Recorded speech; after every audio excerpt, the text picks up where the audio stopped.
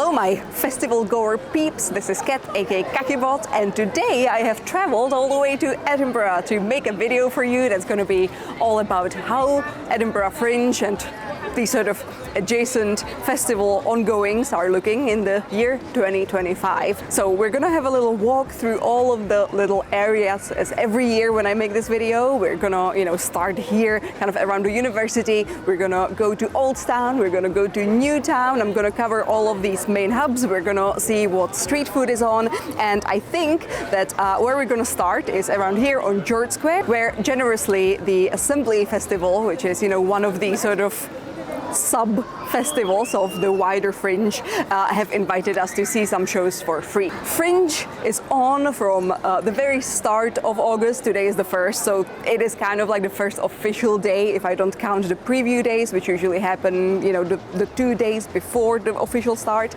all the way until the 25th. But of course, Fringe is not the only festival that's going on. The International Festival also starts today and runs until the 24th. That's the original one, the OG festival. Then we also have the Book Festival, which is on between 9th and 24th. The Film Festival is on between 14th and 20th. The Art Festival 7th to 24th. And we also have the Fringe by the Sea, which I believe is in North Berwick. So if you want to escape one Fringe and exchange it for another Fringe, you can go to North Berwick and see Fringe by the Sea all the way up until the 10th of August. Okay, that's enough information, and let's give you some visuals.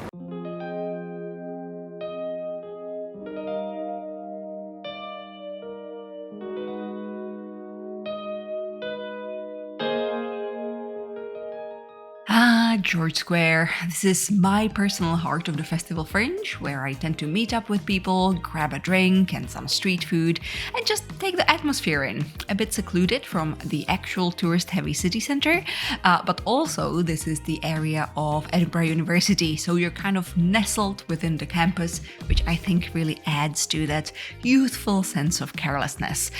See, it's already making me obnoxiously poetic, and I only spent 3 days at the festival at the time of recording this voiceover. Assembly are a big player when it comes to Edinburgh festivals. They are also the people who bring us the Christmas market festivities every year. The opening gala was a great taster of the best and biggest they are bringing in 2025, and it really reminded me that while I used to think Fringe was a lot about just comedy, it is in fact a great showcase of every kind of performance from all around the world. Acrobatics, musical performance, dance, all the skills a good D&D bard needs.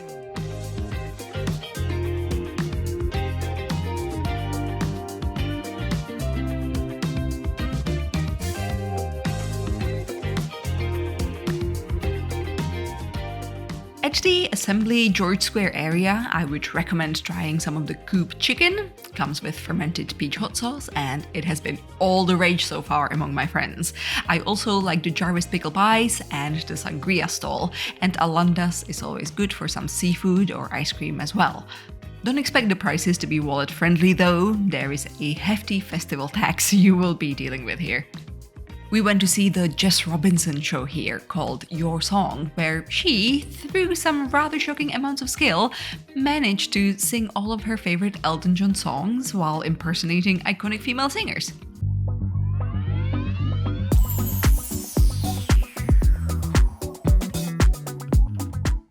Underbelly, with its iconic upside-down cow tent, takes the other half of the square and, in my experience, feels a bit quieter.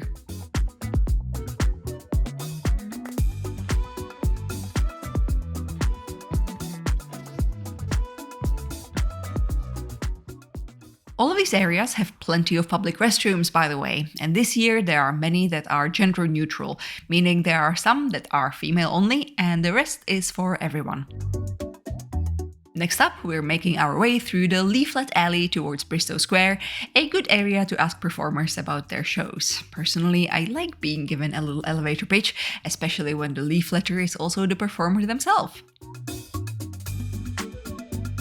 Bristow Square is a nice little beer garden, as usual, very floral, very fancy, with some extra street food options and pretty views over the Teviot Row House. I think it looks especially nice in the evening.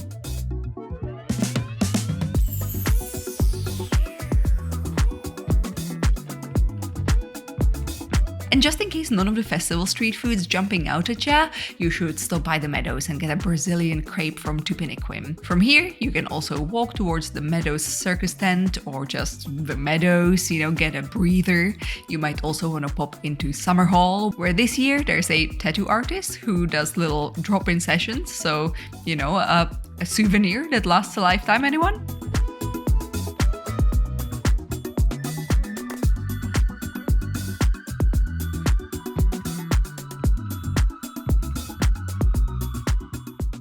Uh-oh, we are on Royal Mile now. My least favorite part of Festival Edinburgh. I mean, yes, it is iconic and there are a lot of free street performances on every day, but it is a lot. It's where festival crowds meet the regular crowds, so on the Venn diagram of August and Edinburgh, this is the middle bit that will soupify your brain faster than a stick blender up your nostril. But, a little silver lining, this is where the Fringe official shop is, so you can pick up some souvenirs or the program, or even a little free sensory pack that will help you stay protected from all of the overwhelming happenings of Fringe.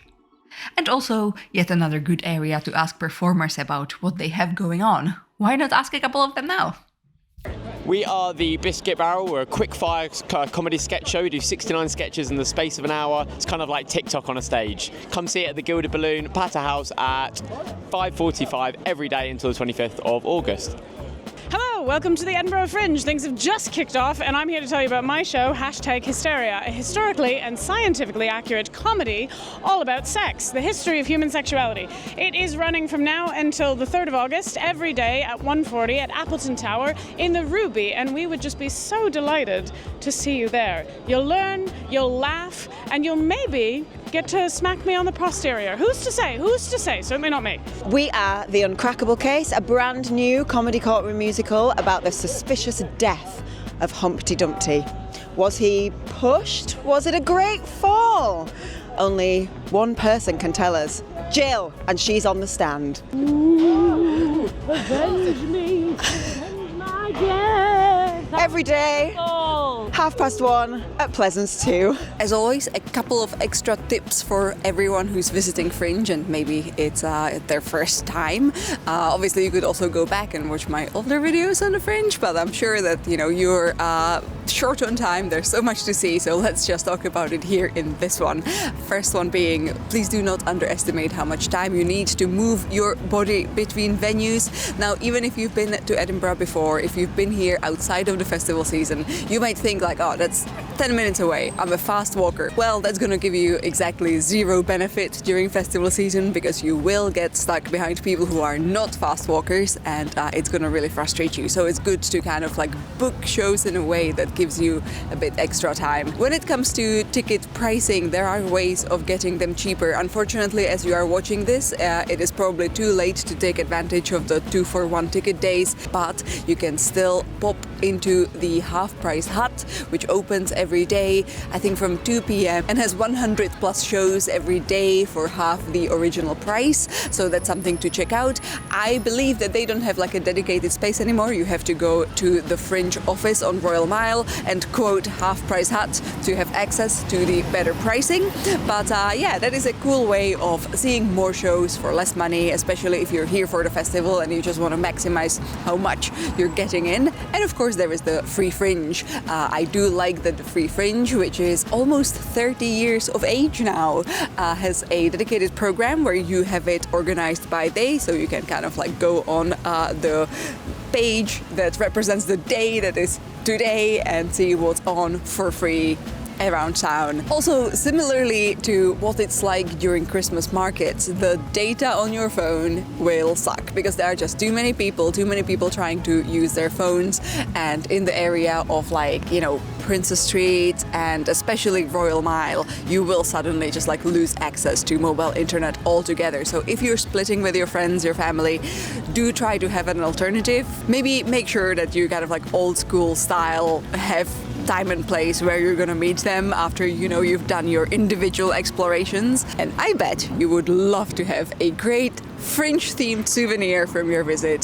to Edinburgh during August. And to do, I have a little treat for you because I have designed this pin, Frazzled by Fringe, which if you're watching this and it's only the start of Fringe, maybe you're not feeling as frazzled yet, but trust me, you will. You're gonna feel so frazzled in a couple of days. So I think that you could preemptively buy yourself this pin or buy it for a friend who's even more frazzled than you. And the best place to buy it is the Scottish Design Exchange at the other end of George Street. We are at St Andrew Square right now, and if you kind of like head on over to the other end of George Street, that's where you'll find it. And of course, you will find not only my goods there, but also many other local designers and illustrators and makers, and 100% of what you spend there actually goes back to those artists. So that's like the best place to buy stuff as a souvenir here in Edinburgh, while you're also like supporting small. Okay, that's enough tips for me, and let's go explore what else is going on during the festival season here in Edinburgh.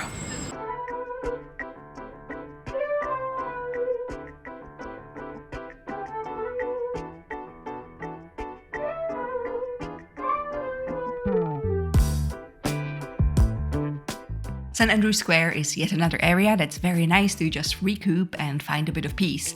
There is a little performance tent set up here and a small street food area featuring a Civerino's slice stall. I've heard the slices come out a little cold. Maybe there was just bad luck for the friend who told me about that, but still, if you're after fresh pizza, you could also pop over to Edinburgh Street Food and get one of the lovely ones from Ratso.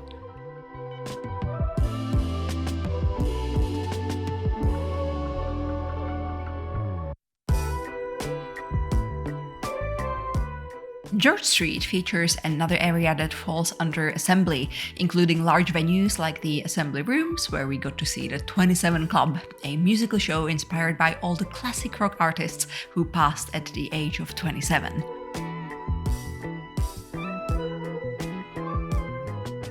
You will, however, find venues all over Newtown. We visited the Woo restaurant for a cool magic show by Eden Choi, who is a Britain's Got Talent semi-finalist. It would normally never even cross my mind to go see magic at Fringe, and yet I did genuinely have a wonderful time, especially watching Simon trying to collect his jaw from the floor.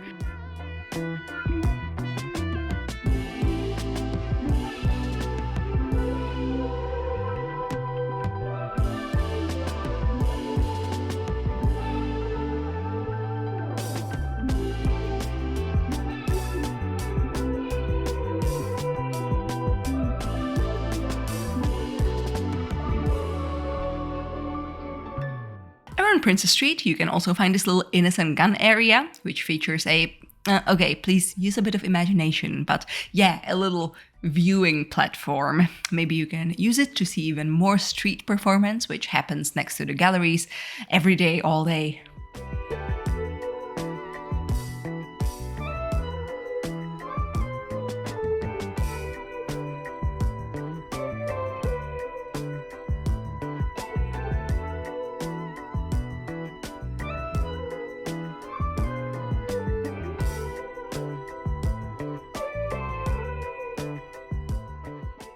And so, with a swamp-esque poster, it has all started and it's also going to end. I particularly like the guy who's magic mirror and skates around on roller skates and dances kind of suggestively. Anywho, I hope you enjoyed this little insight into what Edinburgh's festival season is like this year. It is a lot. Like it feels overwhelming, and I cannot tell if it actually got worse than last year, or if it is simply that now traveling from Glasgow, it just feels extremely intense. I have to say that every night as I was traveling from Edinburgh back to Glasgow, whenever I got off the train on Queen Street, it felt just so quiet and serene and peaceful, which I feel like people don't feel that way about Glasgow in general. And yet, I think during summer, that is the case. So yeah, I'm kind of glad that I was able to travel back and recoup and then come back here and get all that extra anxiety